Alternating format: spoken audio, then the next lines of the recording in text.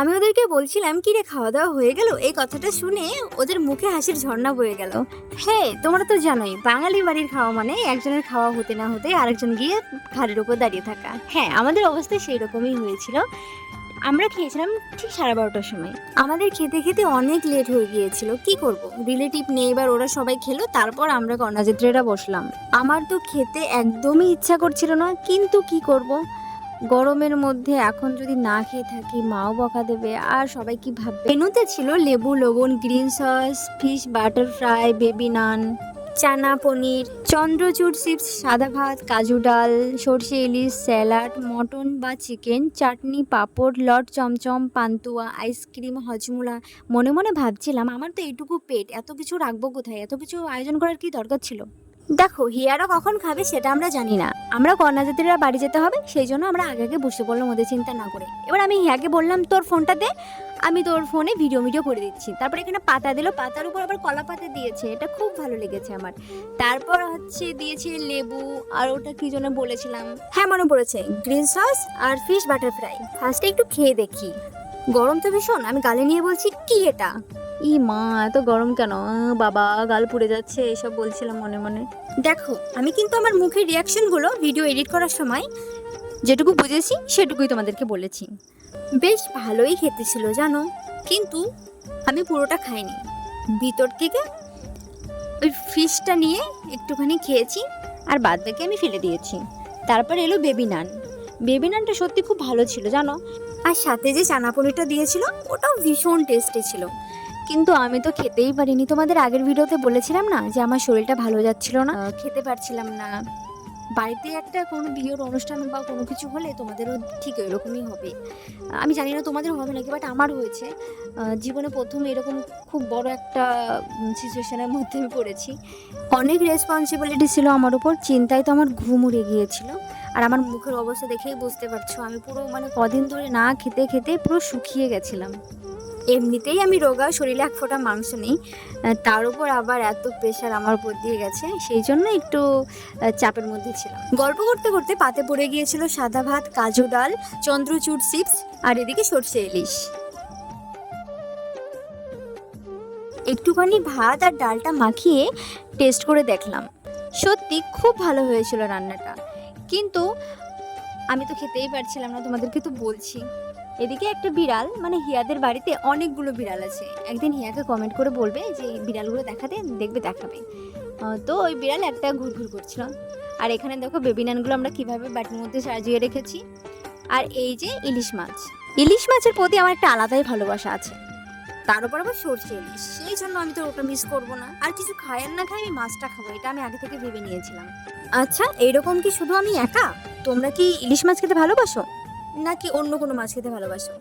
কমেন্টে বলো তো কোন মাছ খেতে ভালোবাসো। এদিকে স্যালাড, মটন সব দিয়ে দিল, কিন্তু আমার পাতের অবস্থাটা দেখো, পুরো ডিপি করে রেখেছি। এরপর লট চমচম, পান্তুয়া আমি কোনো কিছুই নিইনি, কারণ আমার পাতের অবস্থা দেখেই বুঝতে পারছো শুধুমাত্র খাবার নষ্ট করছি, তাই জন্য আর কিছুই নিলাম না।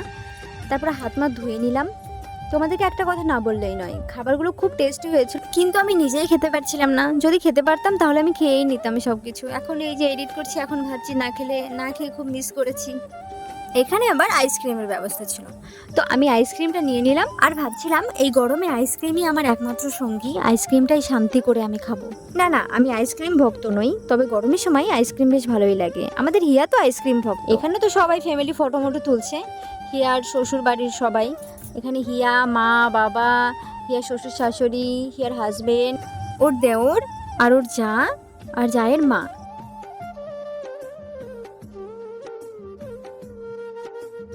এখানে ক্যামেরা হচ্ছে, ভিডিও করানো হলো, সব হলো, এখন বাড়ি যেতে হবে। সত্যি আজকের দিনটা সারাটা জীবন মনে থাকবে, আর এটা হিয়ার জীবনে সব থেকে ইম্পর্টেন্ট একটা দিন, রিসেপশন। খুব বোনকে ছেড়ে এখন চলে যাব, তারপর বোন আমাদের বাড়িতে যাবে সেই অষ্টমঙ্গলায়। আমি ওকে অনেক কিছু বলছিলাম যে এদিকে আই ভিডিও করি একটুখানি, ওদিকে তোর সঙ্গে তো ভিডিওই করা হলো না, আবার ডিজে হচ্ছিলো বলে আমি একটু মাথাও ঘুরিয়ে নিলাম। আর এখানে সবাই বসে আছে, এখানে কুলার চলছিল, ফ্যান চলছিল। এবার আমরা যাব উপরে।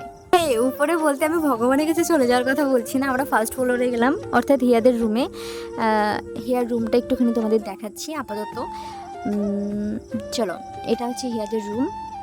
আর এবার তোমরা তো অনেকেই কমেন্ট করবে যে বাজে বাজে কমেন্ট করবে। আসলে যার যেমন পরিচয় সে তো তেমন পরিচয় দেবেই, তাই না?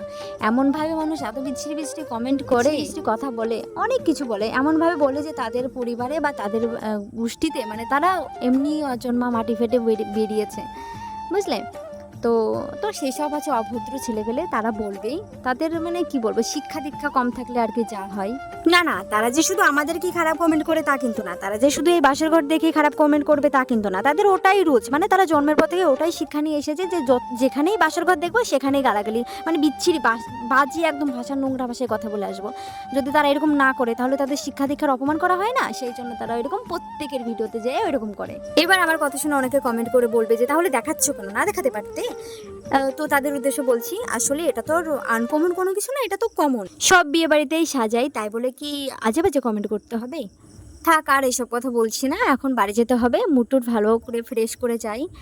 আর একটা কথা বলবো, আসলে যারা খারাপ কমেন্ট করে তাদের প্রোফাইলে গিয়ে তো দেখি মানে রুচিতে নেওয়া যায় না সেই সব লোকজনই খারাপ কমেন্ট করে। এবার আমরা বাড়ি চলে গিয়েছিলাম আর হিয়ারা খেতে বসেছিল, এই ভিডিওর সময় আমি ছিলাম না। তো ও হচ্ছে ওর জন্য স্পেশাল মকটেল ছিল এখানে, তো ওরা সবাই খাচ্ছিল, ওরা ফ্যামিলি যে কজন ছিল সেই কজন মিলে খাচ্ছিল। এরা সবাই আমাদেরকে গাড়িতে তুলে দিয়ে তারপরে খেতে বসেছিল। ততক্ষণ আমরা বাড়ি চলে গেছিলাম। তো বিয়ে বিয়ে বিয়ে বিয়ে শেষ হয়ে গেল, একটা নতুন দাম্পত্য জীবন শুরু হলো। সবাই ওদেরকে আশীর্বাদ করো যাতে ওরা দুজনে যেন খুব ভালো থাকে, খুব খুশিতে থাকে। হ্যাঁ, ঝগড়াঝাটি মারামারি যাই করুক না কেন, দুজনে যেন কখনো কাউকে ছেড়ে না যায়, এই আশীর্বাদ তোমরা সবাই ওদেরকে করো। আর হ্যাঁ, এটা ঠিক যে হিয়ার বয়স অনেকটাই কম, ওর সবে 18 বছর 5 মাস হয়েছে, কিন্তু আমরা ইচ্ছে করেই ওকে ওর থেকে একটু বড় হয়েছে মানে বয়স সেরকম ছেলের সাথেই ওকে বিয়ে দিয়েছি, ম্যাচিওর, যাতে ওকে সহ্য করতে পারে, ওর সমস্ত খুনসুটি যাতে মেনে নিতে পারে, সেই জন্যই আমরা ভেবেচিন্তে বিয়ে দিয়েছি। তোমাদেরকে এটা না ভাবলেও চলবে। আর ওর শ্বশুরবাড়ির লোক সবাই খুব ভালো, ওকে খুব ভালোবাসে, ওরা সবাই জানে যে ছোট, তাই জন্য ওকে বেশি বকাবকিও করে না। ওর শ্বশুর তো খুবই ভালোবাসে ওকে, বলে যে আমার মেয়ে। তো তোমরা আশীর্বাদ করো সারাটা জীবন যেন এইভাবে ওকে ভালোবাসে সবাই, আর আমার বোনটাও যেন খুব খুশি থাকে, খুব হাসি খুশি থাকে। আর একটা কথা, এখনই যদি আমার বোন কোনো সমবয়সী ছেলের সাথে প্রেম করতো, ঘুরে বেড়াতো, কিংবা যখন তখন ভিডিও বানাতো আবার ছেড়ে দিত, আবার নতুন কারোর সাথে প্রেম করতো, ভিডিও বানাতো আবার ছেড়ে দিত, এরকম যদি করতো বা বিয়েই করে নিল, তাহলে তোমরা বলতে সাপড়ি। ওসব শোনার থেকে এখন দুটো কথা শুনলে মেনে নেওয়া যাচ্ছে, কারণ ও তো খারাপ হয়ে ভিডিও বানিয়ে বাজে কথা শুনছে না, ভালো হয়েই ঠিক পথেই আছে। আর যারা বলছো যে টাকা দেখে বিয়ে করেছো, টাকা দেখে বিয়ে করেছো, ভাই আমরা যদি না খেয়ে থাকি তোমরা কি দিতে আসবা না? তো কেউ কি না খেয়ে থাকলে তোমরা দিতে যাবা? আর সবাই চাই তার পরিবারের কোনো মেয়েকে ভালো জায়গা, ভালো পরিবেশে থাকবে, ভালো জায়গায় থাকবে, ভালো খাবে, সমস্ত ইচ্ছা পূরণ হবে, সেরকম ঘরেই বিয়ে দিতে, ঠিক আছে? তো আর একটা কথা সব সময় মাথায় রাখবে, জন্ম মৃত্যু বিয়ে 3 বিধাতা নিয়ে, এটা আমরা হিন্দু শাস্ত্র মতে মানি আর মানবো সারা জীবন। ভালো থেকো, বাই।